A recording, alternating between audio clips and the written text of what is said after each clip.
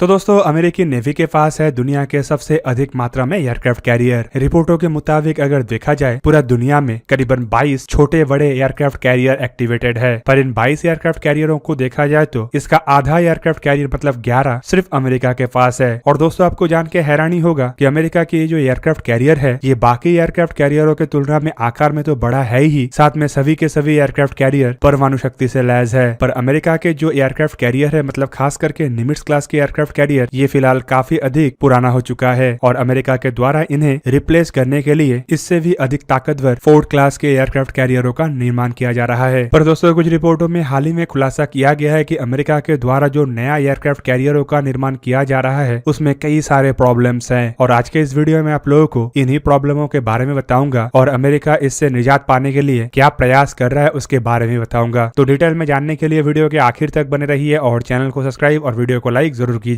तो दोस्तों हाल ही में ही अमेरिका के नया नेवेला एयरक्राफ्ट कैरियर मतलब यूएसएस जेरल्ड आर फोर्ड के फाइनल शॉक ट्रायल को संपूर्ण किया गया। दोस्तों इस ट्रायल में एयरक्राफ्ट कैरियर के पास तीसरा और सबसे आखिरी 40,000 पाउंड के एक्सप्लोजिव को डेटोनेट किया गया और इस एक्सप्लोजन का असर हल के ऊपर कितना हद तक पड़ा उसे भी परखा गया। और रिपोर्टों के मुताबिक इस एक्सप्लोजन से ना ही एयरक्राफ्ट कैरियर के हल को कोई मेजर इंजरी हुआ और ना ही इसमें कोई भी फोल्डिंग या फिर अन्य किसी भी तरीके का कोई नुकसान आया। इवन दोस्तों इस परीक्षण के बाद यूएसएस जेरल्ड आर फोर्ड के कमांडिंग ऑफिसर के द्वारा भी मीडिया में इसके बारे में जानकारी देते हुए बताया गया है कि इस परीक्षण के दरमियान किसी भी तरीके का कोई भी कैटास्ट्रोफिक फेलियर नहीं हुआ और इसमें कोई ऐसा सिचुएशन नहीं हुआ जिसमें कोई इमरजेंसी घोषणा करना पड़े और परीक्षण के बाद हर तरीके के इक्विपमेंट सही तरीके से चल भी रहा है और एयरक्राफ्ट कैरियर को जैसे एक्सपेक्ट किया गया था वैसे ही बिहेव कर रहा है। दोस्तों अगर देखा जाए तो ये जो एयरक्राफ्ट कैरियर है ये बीते कुछ सालों में कई बार डिले भी हो चुका है और डिले के वजह से कॉस्ट ओवररन से भी गुजर रहा है। पर दोस्तों ये जो हाल ही में शॉक ट्रायल किया गया ये एयरक्राफ्ट कैरियर के एक बहुत बड़ा माइलस्टोन भी है। इवन दोस्तों इस माइलस्टोन के साथ साथ नेवी के उच्च अधिकारियों के द्वारा ये भी बयान दिया गया है कि एयरक्राफ्ट कैरियर के ये नया वर्ग मतलब फोर्ड क्लास के एयरक्राफ्ट कैरियरों में नया तरीके के इक्विपमेंट और नए आधुनिक टेक्नोलॉजी का इस्तेमाल किया जा रहा है जो एयरक्राफ्ट कैरियर के महत्व को यूएस नेवी में और बढ़ा देगा। इवन दोस्तों एक उच्च अधिकारी का तो यह भी कहना था कि फोर्ड क्लास की इस एयरक्राफ्ट कैरियर के ऊपर करीबन 23 नए अत्याधुनिक टेक्नोलॉजी के इक्विपमेंटों को जोड़ा गया है जो एक तरीके से इसके टाइमली डिलीवरी करने का ऊपर भी रिस्क बना हुआ है और साथ में इसके कॉस्ट को भी बढ़ा रहा है। पर दोस्तों ये जो इक्विपमेंटों का इस्तेमाल किया गया है इसके वजह से अब अधिकारियों का फोर्ड क्लास के एयरक्राफ्ट कैरियरों को लेके भरोसा और ज्यादा गहरा हुआ है। इवन दोस्तों रिपोर्टों में बताया जाता है कि जो 23 नए टेक्नोलॉजी के इस्तेमाल का बात कहा जा रहा है ये असल में ऐसा टेक्नोलॉजीज है या फिर कहा जाए तो ऐसे नए मॉडर्नाइजेशन है जो पिछले एयरक्राफ्ट कैरियर मतलब निमिट्ज क्लास एयरक्राफ्ट कैरियर में नहीं था, जिस वजह से अब एयरक्राफ्ट कैरियरों का ताकत तो बढ़ाई है साथ में इसके प्रॉब्लम्स का भी बढ़ने का संभावना बढ़ गया है। दोस्तों ये नए टेक्नोलॉजीज के वजह से अब ये जो फोर्ड क्लास के एयरक्राफ्ट कैरियर है ये निमिट्ज के तुलना में काफी अधिक तेज गति से एयरक्राफ्टों को ऑपरेट कर सकेगा। मतलब अब इस एयरक्राफ्ट कैरियर के ऊपर निमिट्ज के एयरक्राफ्ट कैरियर के जैसे ही क्रू का इस्तेमाल करते हुए इवन सिमिलर क्रू का इस्तेमाल करते हुए निमिट्ज क्लास के एयरक्राफ्ट कैरियर के तुलना में काफी तेज गति से एयरक्राफ्टों को लॉन्च और उसे रिकवर किया जा सकता है। दोस्तों ये जो 23 नया टेक्नोलॉजी है इनमें सबसे महत्वपूर्ण और सबसे बड़े टेक्नोलॉजी में जिसे गिना जा रहा है वो असल में इसमें इस्तेमाल होने वाले एयरक्राफ्ट के लॉन्चिंग और एयरक्राफ्टों को रिकवर करने का इक्विपमेंट है। जहाँ पे पुराने निमिट्ज क्लास के एयरक्राफ्ट कैरियर में कैटापुल्ट लॉन्चिंग या स्टीम कैटापुल्ट का इस्तेमाल किया गया था तो वहीं पे निमिट्ज क्लास में इसे इलेक्ट्रोमैग्नेटिक एयरक्राफ्ट लॉन्चिंग सिस्टमों के द्वारा रिप्लेस कर दिया गया है, जबकि अरेस्टिंग गियर के टेक्नोलॉजी को भी बदलते हुए इसमें अब एडवांस अरेस्टिंग गियर इक्विपमेंटों को लगाया गया है। दोस्तों एक इलेक्ट्रोमैग्नेटिक कैटापुल्ट लॉन्चिंग सिस्टम एक स्टीम कैटापुल्ट लॉन्चिंग सिस्टम से जहाँ पे अधिक कॉम्प्लेक्स है तो वहीं पे अधिक ताकतवर भी है, जबकि एडवांस अरेस्टिंग गियर पहले की तुलना में ज्यादा रिलायबल और ज्यादा ताकतवर भी है। दोस्तों बेसिकली अगर देखा जाए तो फोर्ड क्लास के एयरक्राफ्ट कैरियर के ऊपर total 4 electromagnetic catapult launching system लगा हुआ है। वहीं पे निमिट्ज क्लास में भी ऐसे 4 कैटापुल्ट लॉन्चिंग सिस्टम था लेकिन वो चारों के चारों स्टीम कैटापुल्ट लॉन्चिंग सिस्टम है। दोस्तों इलेक्ट्रोमैग्नेटिक कैटापुल्ट लॉन्चिंग सिस्टमों के एक बेनिफिट ये भी है कि ये बड़े आकार के एयरक्राफ्टों को भी काफी स्मूथली टेक ऑफ करवा सकता है। दूसरी तरफ एक एयरक्राफ्ट को टेक ऑफ कराने के तुरंत बाद ही दूसरे एयरक्राफ्ट को टेक ऑफ कराने के लिए ये तैयार भी हो जाता है। मतलब इसके टर्न अराउंड टाइम भी इतना कम है कि ये निमिट्ज एयरक्राफ्ट कैरियर के तुलना में ज्यादा अधिक तेजी से अपने सारे के सारे एयरक्राफ्टों को हवा में तैनात कर सकता है। दोस्तों इससे लड़ाई जैसे सिचुएशन में एयरक्राफ्ट कैरियर स्ट्राइक ग्रुप को काफी ज्यादा एडवांटेज मिलेगा, क्योंकि अगर एयरक्राफ्टों को हवा में लॉन्च करने में में देरी होता है तो दुश्मन के एयरक्राफ्टों को रोकने में भी देरी होता है। जबकि अगर एयरक्राफ्ट कैरियर के अरेस्टिंग गियरों को ही कंपेयर कर लिया जाए तो आपको पता चलेगा कि निमिट्ज क्लास में जहाँ पे traditional mark 7 hydraulic arresting gear का इस्तेमाल किया गया था तो वहीं पे इसमें ज्यादा आधुनिक AAG मतलब एडवांस अरेस्टिंग गियर का इस्तेमाल किया गया है। दोस्तों यहाँ पे जो AAG है वो असल में टर्बो इलेक्ट्रिक सिस्टमों से लैस है जो डिजिटली कंट्रोल भी किया जा सकता है और साथ में सेल्फ डायग्नोस्टिक सिस्टम से भी लैस है। इवन ये अरेस्टिंग गियर पूरा का पूरा सिस्टम को मेंटेनेंस अलर्ट भी दे सकता है और ये मेंटेन करने में भी काफी आसान है और साथ में मेंटेनेंस के दरमियान ये काफी कम पावर इस्तेमाल करता है। दोस्तों दूसरी तरफ ये जो दोनों सिस्टम है ये बड़े आकार के और वजन में भारी एयरक्राफ्टों को पहले के निमिट्ज क्लास एयरक्राफ्ट कैरियर में इस्तेमाल होने वाले इक्विपमेंटों के तुलना में ज्यादा स्मूथली ऑपरेट कर सकता है। इवन इसे ऐसे बनाया गया है कि ये मैन्ड और अनमैन्ड दोनों तरीके के ही एयरक्राफ्टों को हैंडल करने में सक्षम हो। और अगर भविष्य के वॉरफेयर को देखा जाए तो आने वाले समय में मैन्ड एयरक्राफ्टों के तुलना में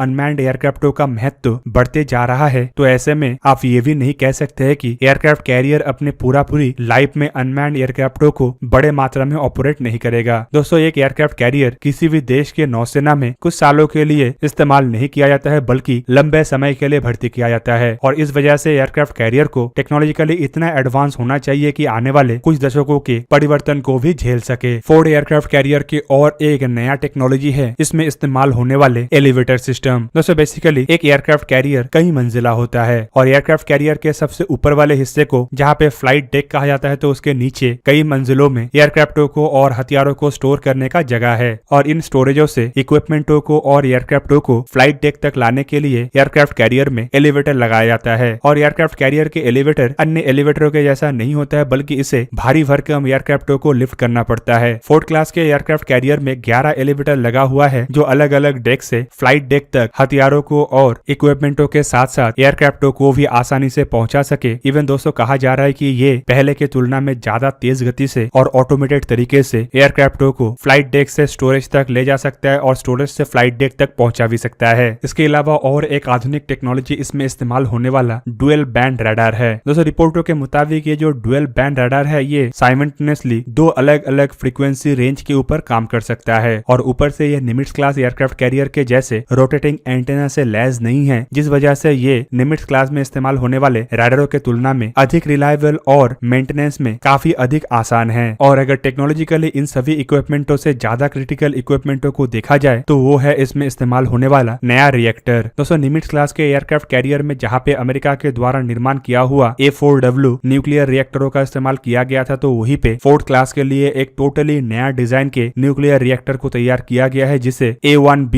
न्यूक्लियर रिएक्टर कहा जाता है। और रिपोर्टों के मुताबिक ये ऑलमोस्ट निमिट्ज क्लास के रिएक्टरों की तुलना में 3 गुना अधिक समय तक ऑपरेट हो सकता है। मतलब साफ साफ ये कहा जा सकता है कि एयरक्राफ्ट कैरियर के अपने पूरा का पूरा लाइफ में शायद ऐसे रिएक्टरों को बदलने का आवश्यकता ना पड़े। जबकि निमिट्ज क्लास के एयरक्राफ्ट कैरियर को कुछ साल ऑपरेट करने के बाद रिएक्टर तब्दील करने का प्रोसेस से गुजरना पड़ता है जो बेसिकली एक ऐसा प्रोसेस है जिस दरमियान एयरक्राफ्ट कई महीनों तक कभी कभी कुछ सालों तक ऑपरेशनल नहीं रहता। और दोस्तों ये मिड लाइफ रिफिट का एक ऐसा सिचुएशन होता है जहाँ पे बजट का एक बहुत बड़ा हिस्सा एयरक्राफ्ट कैरियर के ऊपर खर्चा तो होता है लेकिन एयरक्राफ्ट कैरियर उस दरमियान किसी भी ऑपरेशन में हिस्सा नहीं ले सकता। माना जाता है कि इस तरीके के रिएक्टर का इस्तेमाल करने की वजह से फोर्ड क्लास के एयरक्राफ्ट कैरियर को लंबे समय तक किसी भी तरीके का कोई भी मेंटेनेंस या फिर रिफिट से गुजरने का आवश्यकता नहीं पड़ेगा जो कि एयरक्राफ्ट कैरियरों के सर्विसेबिलिटी और खास करके ऑपरेशनल रहने का क्षमता को बढ़ा देगा। दोस्तों ये जो नया इक्विपमेंट है ये जहाँ पे एयरक्राफ्ट कैरियर को पहले के निमिट्ज क्लास के एयरक्राफ्ट कैरियर की तुलना में काफी अधिक कैपेबल बना रहा है तो वहीं पे नए इक्विपमेंटों के वजह से एयरक्राफ्ट कैरियर के डेवलपमेंट प्रोसेस भी पहले के तुलना में काफी लंबा बन चुका है। और दोस्तों जहाँ पे एक तरफ सोफिस्टिकेशन बढ़ता है तो वहीं पे छोटे छोटे कारणों के वजह से प्रोजेक्ट डिले होने का संभावनाएं भी बढ़ जाता है। फिलहाल फोर्ड क्लास के एयरक्राफ्ट कैरियर के सबसे बड़ा प्रॉब्लम इसका कुछ डिले को ही माना जा रहा है जबकि अब तो ये भी कहा जा रहा है कि इसके नए इक्विपमेंटों के वजह से फोर्ड क्लास के एयरक्राफ्ट कैरियर इतना अधिक ऑटोमेटेड हो चुका है कि पहले जहाँ पे निमिट्ज क्लास के एयरक्राफ्ट कैरियर को ऑपरेट करने के लिए टोटल 5000 क्रू मेंबर का आवश्यकता पड़ता था तो वहीं पे फोर्ड क्लास के एयरक्राफ्ट कैरियर को ऑपरेट करने के लिए अब करीबन 4500 क्रू मेंबर से ही काम चल जाएगा। तो दोस्तों ये था आज का वीडियो। अगर आपको वीडियो अच्छा लगा तो उसे लाइक कीजिए और मेरे चैनल को सब्सक्राइब कीजिए और साथ में बना हुआ बेल आइकन को भी प्रेस कर दीजिए ताकि आप मेरा वीडियो देख पाए सबसे पहले। जय हिंद।